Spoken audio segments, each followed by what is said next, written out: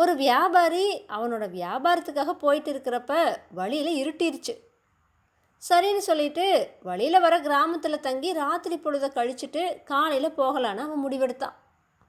அவன் ஊருக்குள்ளே நுழையிறப்ப ஒருத்தன் வந்து அந்த வியாபாரிக்கிட்ட, ஐயா, நான் போதை மருந்துக்கு அடிமையானவ, இன்னைக்கு அதை வாங்க என்கிட்ட காசு இல்லை, ₹4 கொடுத்தீங்கன்னா இன்னைக்கான பொழுது ஓடிடும் அப்படின்னு சொன்னான்.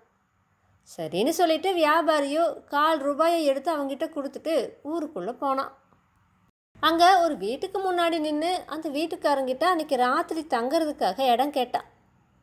அவனும் சரின்னு சொல்லி அதுக்கு சம்மதிச்சா. வியாபாரி தன்னோட குதிரையை அந்த வீட்டுக்கு முன்னாடி இருக்கிற முளையில் கட்டிட்டு வீட்டுக்குள்ளே போய் படுத்து தூங்கினான். அவன் காலையில் எந்திரிச்சு வெளியே வந்தப்ப அந்த வீட்டுக்கார முளையில் கட்டியிருந்த குதிரையை அவிழ்த்து அது மேலே ஏறி உட்காந்துக்கிட்டான். அதை பார்த்த வியாபாரி, அட, என்ன இது, ஏன் குதிரை மேலே ஏறிட்டு எங்கே போகிற, நான் என்னோட பயணத்தை தொடரணும் இல்லையா அப்படின்னு கேட்டான். அந்த வீட்டுக்காரனும், என்ன, இது உன்னோட குதிரையா? இது என்னோட குதிரை. இந்த மரமுளை தினமும் ஒரு குதிரை முட்டை போடும், அதிலிருந்து குதிரை வரும், அப்படி வந்த குதிரை தான் இது. வேணும்னா அக்கம் பக்கத்தில் இருக்கிறவங்களையெல்லாம் கேட்டுப்பாரு அப்படின்னு சொன்னான். வியாபாரி அப்போ, அடே, இது பெருத்த மோசடி வேலை, என்னோட குதிரையை அமுக்கிக்க பார்க்குறியா அப்படின்னு கத்துனான்.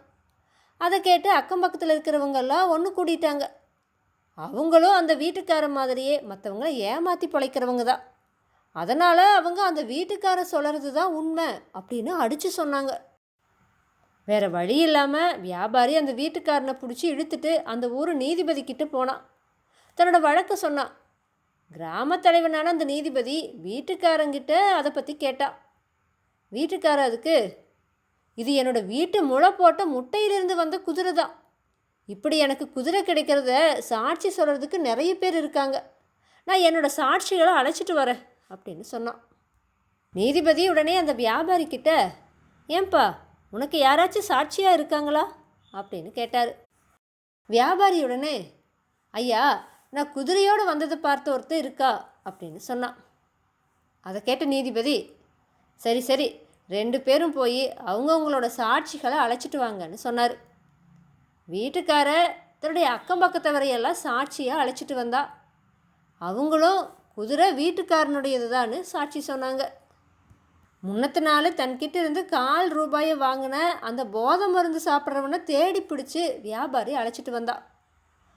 அவனை பார்த்ததும் நீதிபதி வியாபாரிக்கிட்ட, இவன் தானே உன்னோட சாட்சி, இவன் எப்பவும் போதை மருந்து குடித்து மயக்கத்திலேயே இருக்கிறவனாச்சே அப்படின்னு சொன்னார். அப்போ அந்த சாட்சிக்காரன் என்ன சொன்னானா, ஐயா, நான் ஒன்றும் மயக்க நிலையில் இல்லை, நேற்றுக்கு ராத்திரி முழுக்க ஒரு பெரிய வேலையை செஞ்சுட்டு இருந்தேன், அதனால் போதை மருந்து சாப்பிட்றதுக்கு கூட எனக்கு நேரம் இல்லைன்னு சொன்னான்.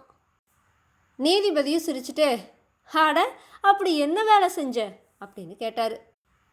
அதுக்கு அவன், ஐயா, நேற்றுக்கு ராத்திரி முழுக்க நம்ம ஊர் குளத்துக்கடியில் மரக்கட்டைகளை போட்டு எரிய வச்சு குளத்தில் இருக்கிற மீன்களை எல்லாம் வேக வச்சுட்டு இருந்தேன்னு சொன்னான். அதை கேட்டு நீதிபதி உட்பட எல்லாரும் கொள்ளுன்னு சிரித்தாங்க.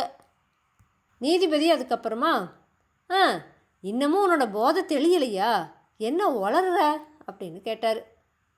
அதுக்கு அவன், ஐயா, நான் ஒன்றும் உளரலை, போதை நிலையிலையும் இல்லை, நான் குளத்துக்கடியில் நெருப்பு மூட்டி மீன்களை வேக வச்சது நம்ப முடியாதுண்ணா, மரமுளை முட்டையிட்டு குதிரையை கொடுக்கும் அப்படிங்கிறத மட்டும் நம்ப சொல்கிறீங்களா அப்படின்னு கேட்டான். அதை கேட்ட நீதிபதி வெக்கத்தால் தலை குனிஞ்சார். அப்போ தான் வீட்டுக்காரன் மோசம் செய்கிறாங்கிறது நீதிபதிக்கு புரிஞ்சுது. குதிரை அந்த வியாபாரிக்கு தான் சொந்தமானது அப்படின்னு அதுக்கப்புறமா அவர் தீர்ப்பு கொடுத்தாரு.